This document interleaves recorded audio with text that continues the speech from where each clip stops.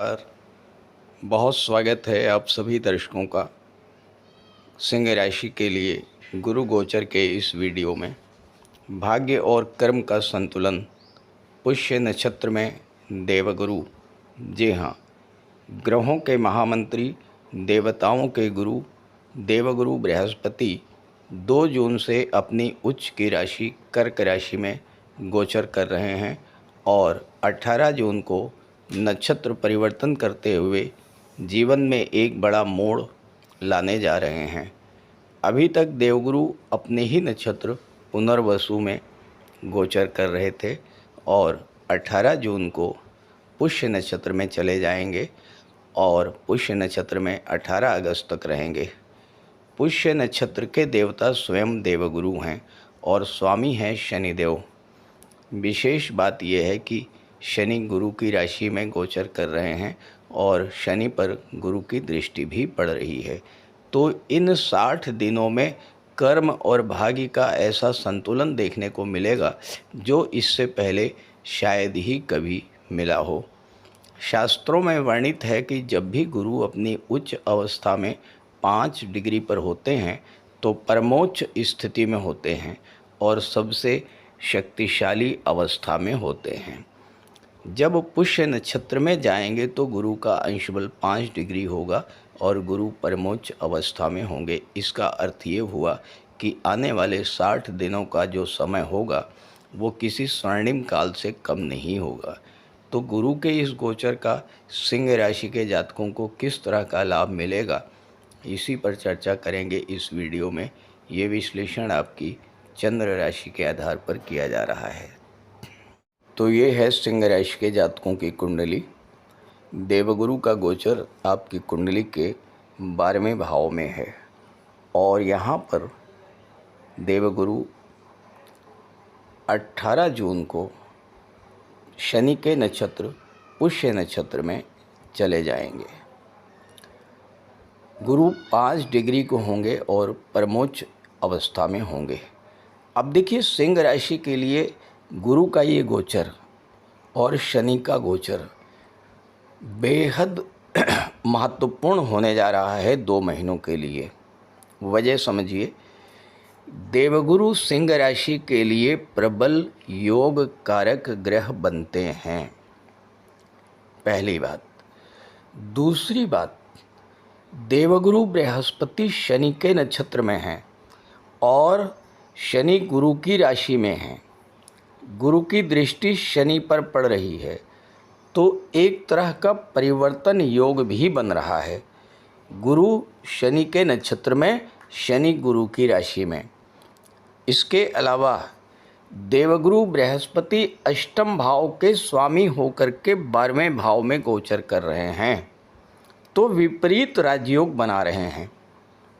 ये जो 2 महीने हैं सिंह राशि के लिए बहुत ही महत्वपूर्ण हैं, क्योंकि शनि तो विपरीत राजयोग बना ही रहे हैं, गुरु भी विपरीत राजयोग बना रहे हैं। देखिए, कुंडली में जब 6ठे, 8वें या 12वें भाव का स्वामी 6ठे, 8वें या 12वें भाव में गोचर करता है तो विपरीत राजयोग बनता है। शनि 6ठे भाव के स्वामी होकर के 8वें में गोचर कर रहे हैं, गुरु 8वें भाव के स्वामी होकर के 12वें भाव में गोचर कर रहे हैं, तो दोनों ही ग्रह विपरीत राजयोग बन रहे हैं। और इस समय आपकी गोचर कुंडली में 6ठा, 8वां और 12वां ये तीनों ही भाव जागृत अवस्था में है। अब ये तीनों भाव तो कुंडली के सबसे खराब भाव माने जाते हैं।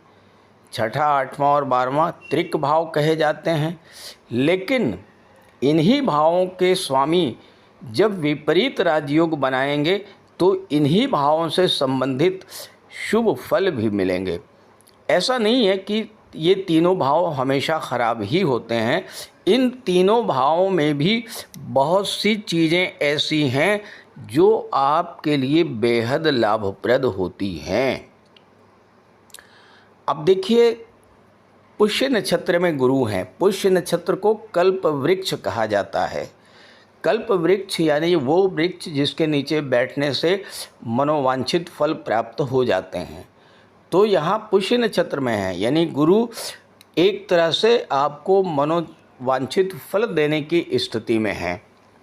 अब गुरु होते हैं भाग्य के कारक, शनि होते हैं कर्म के कारक, दोनों का संबंध बन रहा है और दोनों विपरीत राजयोग बना रहे हैं।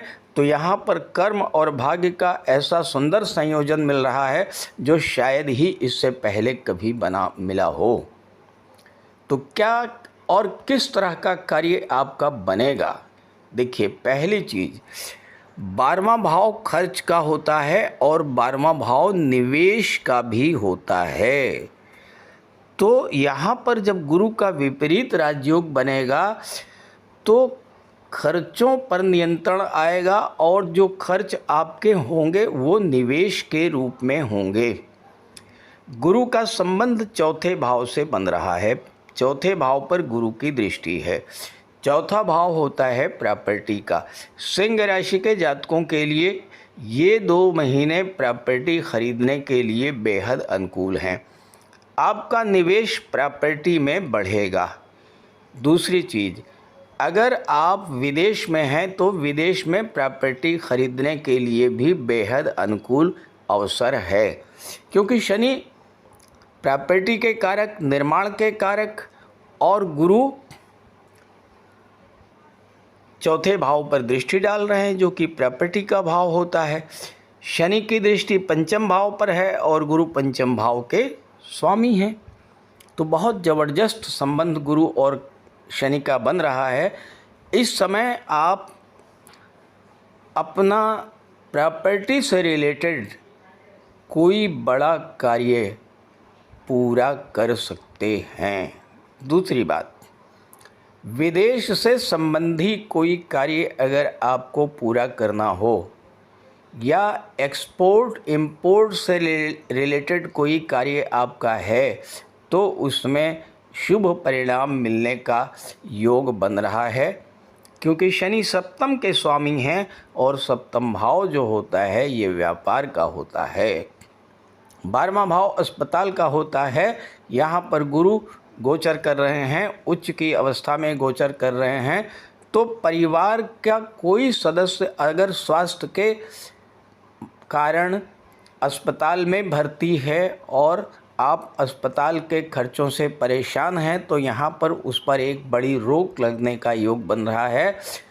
और जो फालतू के जो आपके खर्च हो रहे थे वही खर्चे एक निवेश के रूप में बदलने जा रहे हैं, क्योंकि पंचम भाव जो है ये शेयर मार्केट को भी दर्शाता है और इस समय आप शेयर मार्केट में भी निवेश कर सकते हैं, क्योंकि पंचम का स्वामी राजयोग बना रहा है। आप अपनी संतान को उच्च शिक्षा के लिए विदेश भेजना चाहते हैं तो बेहद अनुकूल समय है।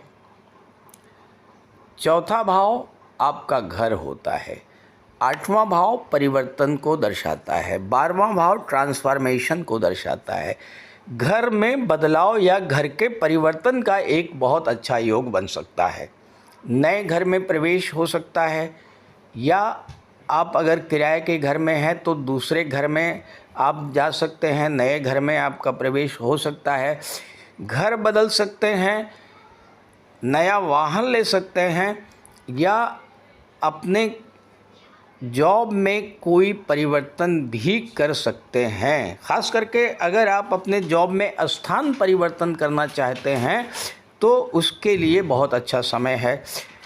कोई शॉप लेना चाहते हैं, कोई ऑफ़िस लेना चाहते हैं या ऑफ़िस में शॉप में कोई बदलाव करना चाहते हैं तो उस कार्य को इस समय आप आगे बढ़ा सकते हैं। गुरु मंगल कार्यों के कारक होते हैं और चौथा भाव होता है आपका परिवार। आपके परिवार में कोई मांगलिक कार्य का अवसर बनेगा, चाहे किसी सदस्य का विवाह हो, किसी संतान की प्राप्ति हो, संतान का जन्मोत्सव हो या इस तरह का कोई अन्य शुभ कार्य या फिर कोई पूजा पाठ का कार्यक्रम, इस तरह का कार्य जरूर होगा आपके जीवन में। शनि के नक्षत्र पे गए हैं और शनि के पास 2 राशियां हैं, कुंभ और मकर। मकर राशि 6ठे भाव में है जिस पर गुरु की दृष्टि पड़ रही है और कुंभ राशि 7वें भाव में है जिसके स्वामी शनि 8म भाव में बैठे हुए हैं। तो छठा भाव क्या होता है? नौकरी का होता है। नौकरी के लिए सबसे उपयुक्त समय है। अगर आप जॉब में हैं तो यहाँ पर आपको ज़बरदस्त लाभ मिल सकता है, प्रमोशन वगैरह का लाभ मिल सकता है, मनचाही जगह आप ट्रांसफ़र ले सकते हैं और साथ ही साथ नई जॉब के भी अवसर आपको प्राप्त हो सकते हैं। और अगर आप जॉब में नहीं हैं और जॉब की तलाश कर रहे हैं तो भी आपके जीवन में नौकरी को लेकर जो संघर्ष चल रहे थे उन संघर्षों के समाप्त होने का भी समय आ चुका है। नई नौकरी का भी योग बन रहा है। कर्म क्षेत्र के लिए एक बहुत बड़ी जागृति इस समय होने जा रही है। कर्म क्षेत्र और भाग्य दोनों साथ साथ चलेंगे। छठा भाव रोगों का होता है। कोई स्वास्थ्य संबंधी समस्या है उससे मुक्त होने का समय आ चुका है। कोई कर्ज आपने ले रखा है और उस कर्ज से आप परेशान हैं तो उस परेशानी से भी मुक्ति मिलने का योग बन रहा है। जहाँ तक शत्रुता की बात है, इस समय गुरु की दृष्टि पड़ने से आपकी इंट्यूशन पावर बढ़ेगी। आप अपने छुपे हुए शत्रुओं को पहचान लेंगे और उन्हें समाप्त कर देंगे, परास्त कर देंगे। सप्तम भाव के स्वामी भी शनि हैं और शनि के नक्षत्र पर गुरु बैठे हुए हैं तो गुरु ही आपको फल प्रदान करेंगे। अब सातवां भाव आपका व्यापार है तो बिजनेस करने वालों के लिए एक संकेत मिल रहा है कि अगर शनि के कारण आपके व्यापार व्यवसाय में कोई देरी हो रही थी, व्यापार में कोई कमी आ रही थी, सही क्लाइंट आपको नहीं मिल रहे थे, कोई डील नहीं फाइनल हो पा रही थी, तो इस समय आपको नए नए क्लाइंट्स मिलेंगे, बड़ी बड़ी डील आप फाइनल करेंगे, आपके कस्टमर्स बढ़ेंगे। और सप्तम भाव जो है ज्योतिष में केंद्र का भाव माना जाता है। यहाँ से विवाह का विचार किया जाता है। जिनके विवाह नहीं हो पा रहे थे उनके विवाह का भी बहुत अच्छा योग बन रहा है। सप्तम भाव से गुरु का संबंध नहीं बन रहा है, लेकिन सप्तम भाव के स्वामी के नक्षत्र में गुरु हैं, इसलिए गुरु ही सप्तम भाव का फल देंगे और गुरु विवाह के कारक होते हैं तो विवाह का योग बनेगा। दाम्पत्य जीवन को लेकर के कोई समस्या थी, वो समस्या भी इस समय समाप्त होगी। गुरु नवीं दृष्टि से शनिदेव पर दृष्टि डालेंगे, अष्टम भाव पर दृष्टि डालेंगे। और मैंने अपने हर वीडियो में बताया है कि अष्टम भाव से गुरु का संबंध बनने का सीधा सा अर्थ ये होता है कि भगवान विष्णु की एक विशेष कृपा, गुरु की विशेष कृपा आप पर होगी। आप पर आने वाले कष्टों को देवगुरु बृहस्पति अपने ऊपर ले जाएंगे और आपको बिल्कुल सुरक्षित बाहर निकाल ले जाएंगे। अब नवा भाव, आठवां भाव इसमें शनि बैठे हैं, आयु का भाव होता है। तो एक काम तो ये होगा कि आपकी आयु में वृद्धि करेंगे, स्वास्थ्य लाभ कराएंगे। कोई क्रॉनिक डिजीज़ है उससे अगर आप पीड़ित थे उससे राहत मिलेगी। साथ ही साथ आठवां भाव अकल्ट ज्योतिष और तंत्र मंत्र का होता है और गुरु की दृष्टि पड़ने से अष्टम भाव जागृत होगा। तो जो लोग अकल्ट के क्षेत्र से जुड़े हैं, तंत्र मंत्र ज्योतिष के क्षेत्र से जुड़े हैं, रिसर्च के क्षेत्र से, इंश्योरेंस या मार्केटिंग के क्षेत्र से, डाटा एनालिसिस, डाटा प्रोसेसिंग के क्षेत्र से जुड़े हैं, या गुप्त रहस्यों और गुप्त विद्याओं के क्षेत्र से जुड़े हुए हैं, कोई नई खोज कर रहे हैं, डीआरडीओ के क्षेत्र से जुड़े हुए हैं, ऐसे जातकों के लिए भी ये समय बेहद अनुकूल रहने वाला है। आठवां भाव भूमि के नीचे के पदार्थों का भी होता है और यहाँ शनि है और शनि इन सब चीज़ों के कारक होते हैं। तो जो लोग, चूँकि शनि कर्म के कारक हैं, तो जो लोग भूमि के नीचे के दबे हुए पदार्थों से जुड़े हुए हैं, metals, minerals, automobile sector, petroleum, diesel, gas, इन सब क्षेत्रों से, मेडिसिन्स, मेटल्स, मिनरल्स, ऐसे सभी क्षेत्र के लिए ये गोचर बेहद अनुकूल रहने वाला है।